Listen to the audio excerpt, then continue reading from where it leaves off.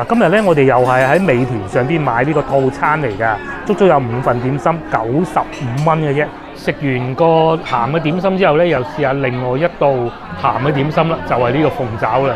都係揸車經過嘅啫，見到呢個牌坊都覺得哇好鬼宏偉嘅。各位觀眾大家早上好啊！今日係星期六，而家咧係啱啱過咗9點啊，9點03分。今日同個老婆去附近一個老字號茶樓飲茶。咁話說楊基呢度飲嘅老字號茶樓咧，其實話說係咁嘅，呢個茶樓咧係新搬過嚟嘅，就真係好老字號㗎啦，就係大同酒家。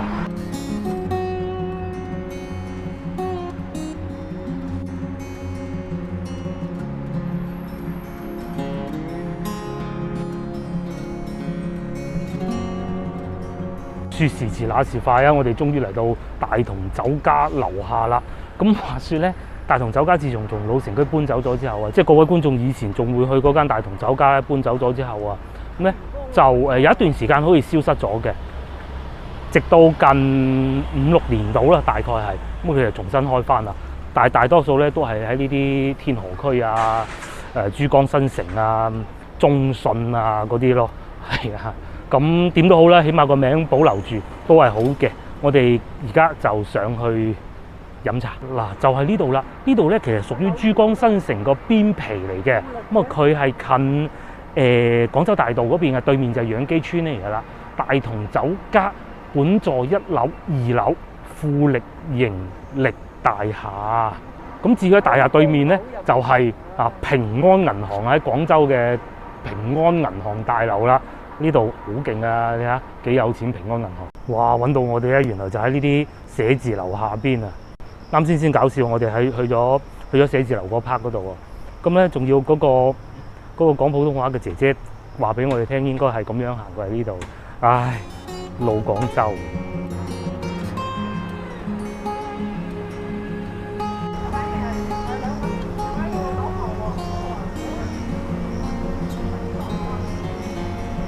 嗱，佢哋大同啊係9點鐘開始營業嘅，咁我哋嚟到呢個鐘數咧係9點半啦，攞咗張飛，前面仲要等5個位，咁啊睇嚟都唔算好耐嘅喎。另外咧，老婆咧已經喺度影緊呢個啦，啊幾靚嗰啲公仔，呢個應該粵劇嚟㗎。空調壞咗開唔到啊！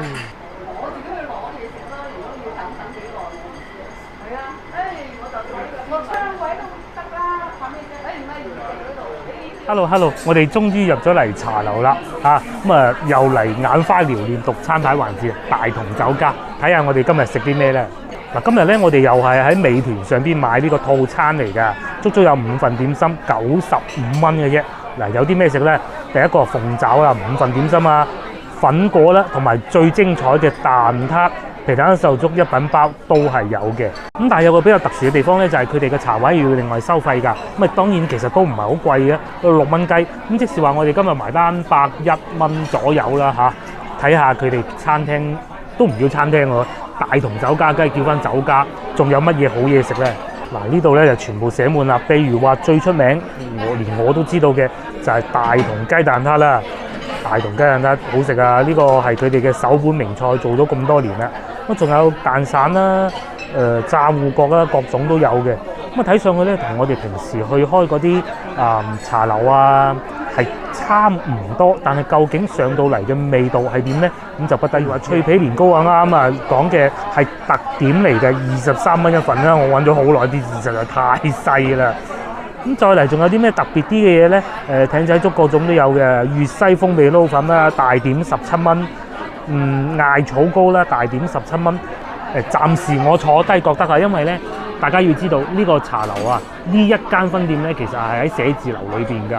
咁咧附近咧都係嗰啲高樓大廈、寫字樓各種嘅，即係唔知關唔關咧？佢哋唔俾啲老廣州睇㗎，我咧已經係差唔多到極限啦。嗰啲字細到咧都睇得幾辛苦啊。不過咧，如果係俾翻嗰啲寫字樓上邊嗰啲人睇咧，呢啲就 OK 啦，係咪？咁除咗點心餐之外啊，仲有其他嘢食嘅喎，我哋又睇下啦。最出名係蛋撻啦，食點心嘅話，另外咧原來佢哋脆皮雞都係唔錯㗎，都幾有名㗎嚇，68蚊半隻。如果唔係因為飲茶咧，我諗都會揀佢咯。咁啊再嚟撈起豬肚啊，八寶鴨，八寶鴨都有喎，仲要係鮑魚扣八寶鴨喎，268蚊隻嘅，唔算離譜喎，嚇！咁快咧，我哋嘅點心就送咗上嚟啦。呢個應該係叫做粉果啊，鵝姐粉果，喂，睇上去幾靚喎皮係嘛？睇到裏邊嗰啲餡料喎，擺得仲要咁整齊添。再嚟另外一道咧就係鳳爪啦。話說近期咧我都冇食過靚鳳爪啊，咁啊真係今餐應該睇上去賣相幾好啊！我哋食啦喂！哇，講咗2句啫，啲點心已經送晒上嚟啦。呢個係雪山包啊，大同一品包啊，原價18蚊啊！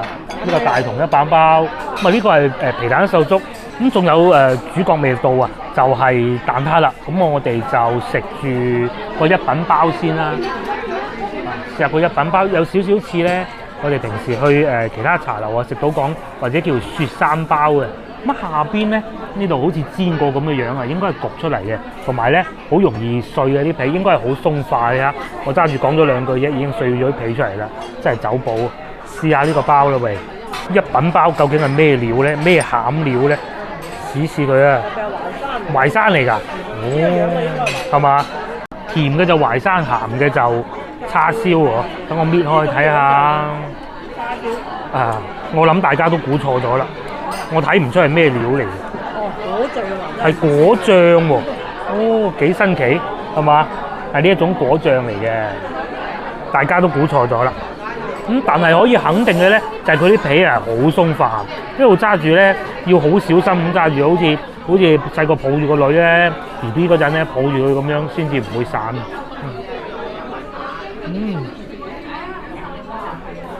我覺得餡幾好喎，真幾好喎。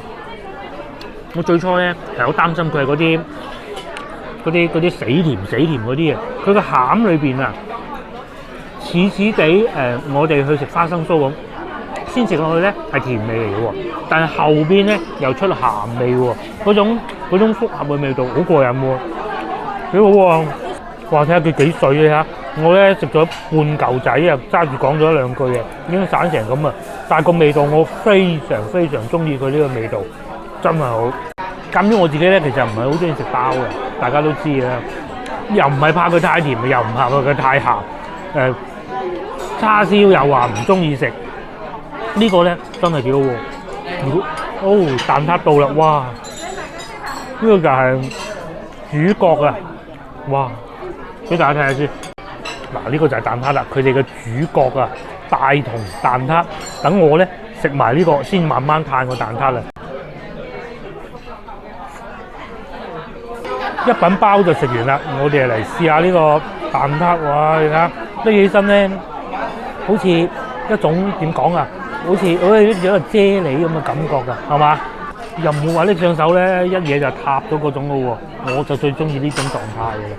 試試先啦，呢個應該就唔係牛油皮啦啩。果然唔錯啊嚇！你話有冇以前我食過咁好食咧？咁就你冇得講以前嘅。以前邊有咁容易食到靚蛋撻啦？係咪？物資又冇咁豐富。但係咧，至少呢一個蛋撻係我喺近期啦嚇拍攝片以嚟咧食過係比較數一數二嘅一個蛋撻嚟。佢嗰啲皮咧超級鬆化嘅，同埋個蛋漿啊係確實係有好濃郁嘅蛋嘅味道。同埋咧，我好擔心咧有啲蛋漿佢開得好結㗎。佢呢度咧啱啱好啷下咁嘅。然之後咧蛋撻咧我就要分2啖食嘅嚇，你哋係咪咁食啊？第一啖咧先咬咗佢先，然之後咧成個等落下。呢個鹹蛋黃啊，得喎。哇，不過有少少黐住啊。好，等我試下先。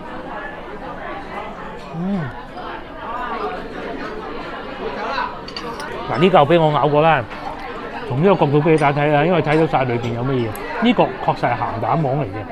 咁佢個皮咧係幾堅韌下㗎，似地蝦餃皮嘅咯。不過蝦餃裏邊咧就係食蝦啦，呢個裏邊咧就食好多唔同複合嘅料啊，譬如話有冬菇啦，又有啲叉燒啦，仲有啲咩筍都有啊，都唔錯。因為其實我自己咧唔係太喜歡呢度點心嘅。喺未食之前咧，如果成個套餐裏邊咧要我剔就一樣或者換咧，絕對就係佢嘅。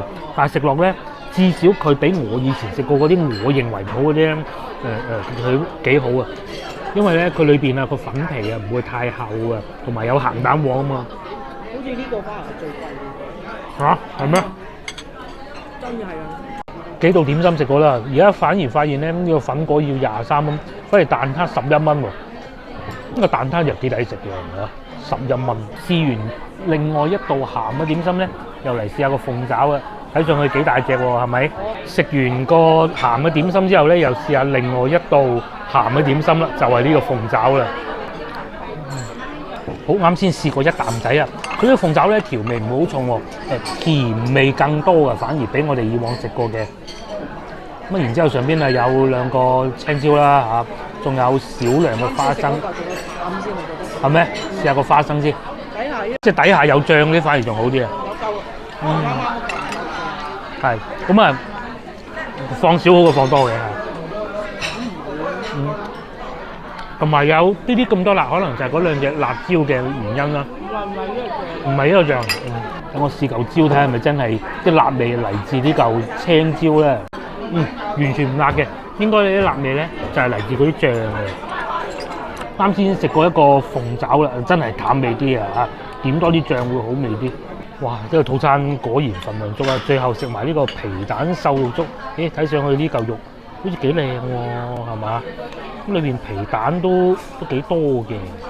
呢個套餐幾好啊！佢原先咧講係2到3人套餐嘅，咁然之後咧就我哋2個人嚟食，冇食早餐過嚟嘅。我諗中午都唔使食好多嘢，食粥啦。食完粥我再帶大家去周圍行下，同埋到時咧同大家講下大同酒家嘅歷史啊！Hello， 我哋食飽啦，咁啊最終埋單咧90蚊啦，買咗個券再加埋12蚊，確實都幾好啊嚇。不過咧我哋真係好少嚟呢啲寫字樓天河嚟飲茶㗎。如果唔係中住大同酒家、大同酒樓、大同酒家呢幾個字咧，真係未必會嚟。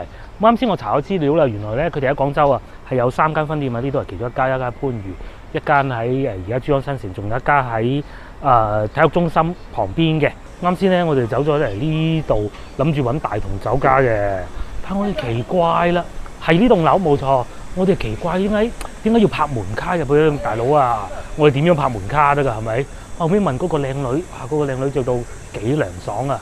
咁啊，但係好熱情嘅喎，猛咁嚟問，帶爭啲未想帶埋我哋上去嗰個大同酒家咁滯嘅，好搞笑嘅。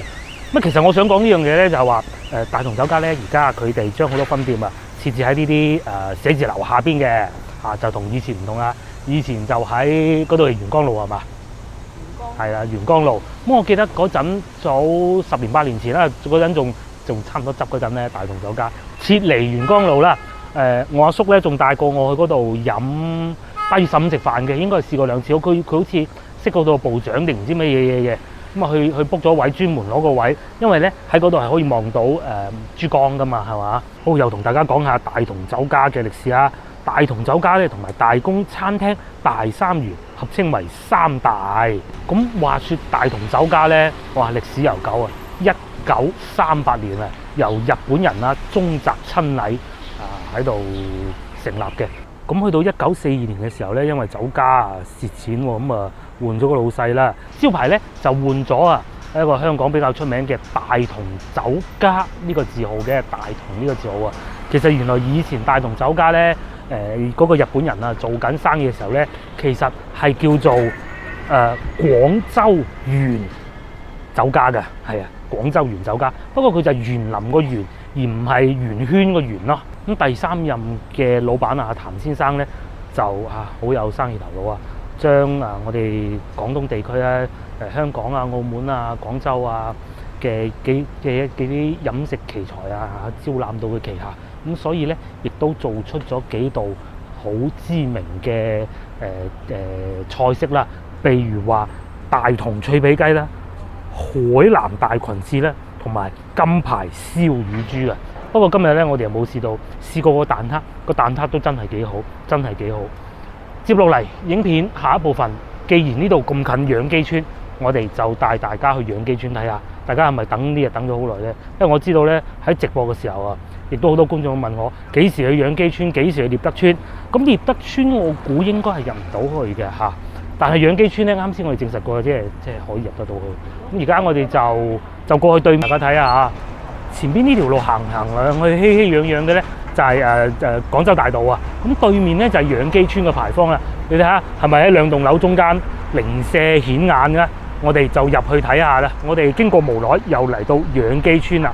哇！喺呢個牌坊上邊，我每次經過咧都係揸車經過嘅啫，見到呢個牌坊都覺得哇好鬼宏偉嘅。大家再睇下係咪？哦，不過睇嚟咧，佢哋有冇用嗰種綠瓦紅磚嗰啲咁嘅喎？淨係一個用石嘅，應該係花崗岩呢種花崗岩嚟嘅一個石底金字嘅牌坊啊！而家睇上去，哇，兩邊都係啲高樓大廈，呢邊應該就係佢哋村民嗰啲屋啦。睇下幾豪華，似唔似啱先我哋去對面飲茶上邊嗰啲高檔寫字樓，即係富力嗰啲咧？咁至於鏡頭轉過嚟呢邊咧，就有另外一棟好高嘅樓，大家睇下幾高？好吧，係咪睇唔到個頂？因為我哋企喺樓下啫。呢度咧仲會有一間漁民新村嘅。嗱，喺我哋右邊呢棟樓啊，叫做富力新天地中心啊，哇，好鬼高！裏邊又有漁民新村啦，又有好多銀行啦，咁梗係啦，養基村民啊，梗係要多啲銀行先得嘅。我仲記得咧，我外公啊，佢就住喺中山四喎，當時整地鐵啊，咁要搬喎嚇。咁啊，但係咧佢當時佢哋嘅公司佢哋嘅單位咧，仲會有宿舍俾佢嘅，但係又未起到。咁點辦咧？佢老人家就搬咗嚟當時嘅養基村啊，住咗1到2年㗎，好似係行呢邊係嘛？好啊。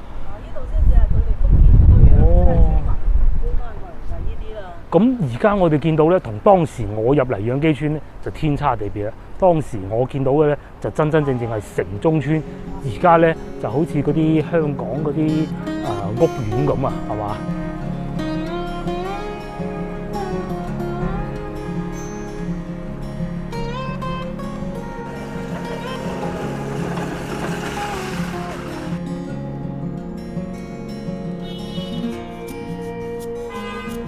咁喺呢度咧，嗱，仲有一個幼兒園喎，睇上去都幾靚。啱先我哋喺外邊經過嘅時候咧，見到啊，哇，有紅牆龍啊，哎呀，點解行咗嚟呢度嘅咧？唉，咁啊，輕輕行過養基村裏邊咧，其實唔係好大嘅，就係得嗰幾棟樓嘅。接落嚟行下養基涌嗰度咧，應該係叫養基涌啊，嗬，冇錯啊，係養基涌。啱先我哋都經過啦，竟然俾我哋走咗入嚟啊！即係再入去就唔得㗎啦，因為要拍卡嘅。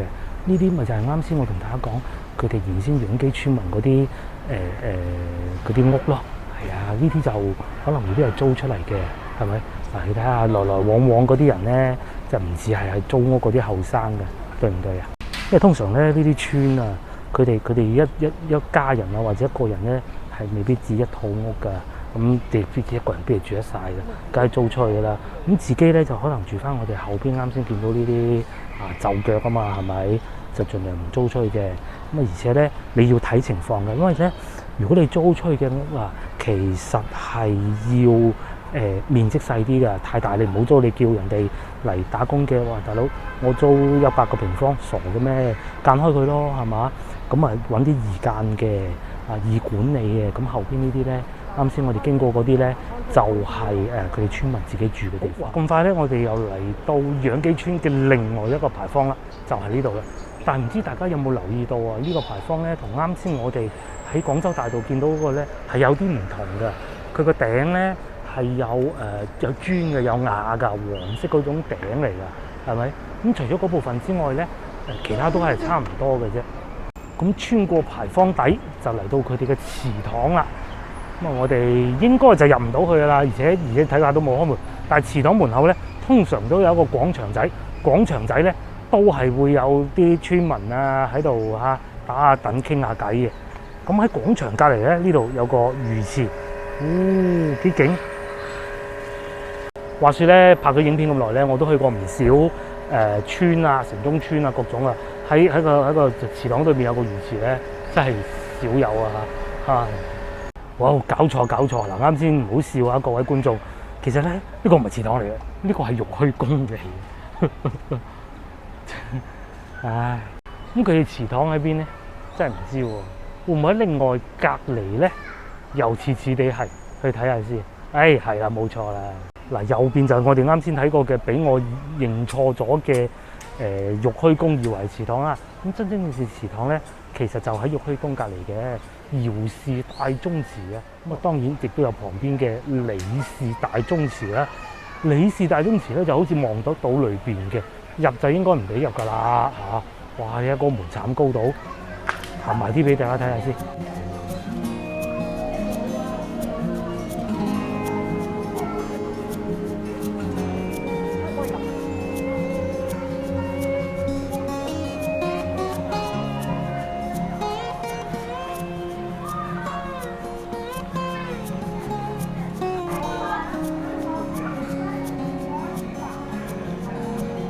我啱先去查過啦，原來咧祠堂裏邊啲人咧，啲阿叔咧喺度打緊牌，係甩緊麻雀嘅，幾過癮。咁至於姚氏大宗祠呢邊咧，就冇嗰邊咁墟冚啦但係咧都係好宏偉啊！有兩個門神喺度守住啦。吳興世澤，新音加聲，睇怕我應該冇讀錯啦。嗱，嗰邊嗰個咧就宏偉夠大，呢邊咧又夠精緻啊！你睇下上邊嗰啲花紋。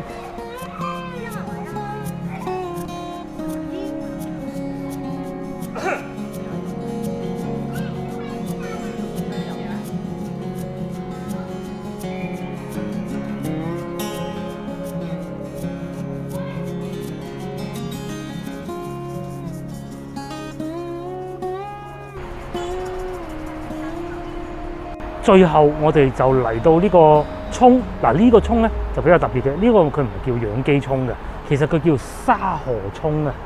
唔知大家仲記唔記得咧？有一次直播啊，我哋行從養基村開始嘅咧，當時見到嗰條涌就係呢個啦。咁沿住呢條涌咧係可以一路行翻去鐵一中學啊，甚至乎係五羊新城嗰邊嘅。經過東太路啊嘛。東太路啊嘛，出翻去自有一馬路噶嘛。沙河涌係啊，呢度仲有七中啊、五羊小學、養基小學、牌坊啊。我哋啱先去過仲有個梁氏宗祠嘅喎。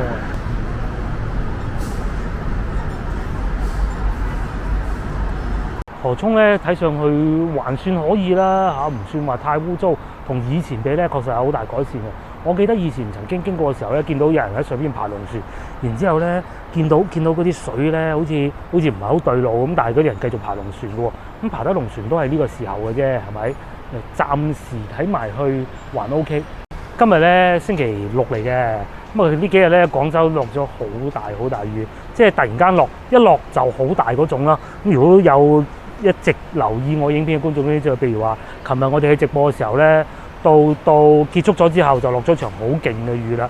咁今日天氣還算可以啦，啱先落過少少啫。好啦，咁今日影片亦都到此為止啦。咁約定各位觀眾下集見啦，拜拜。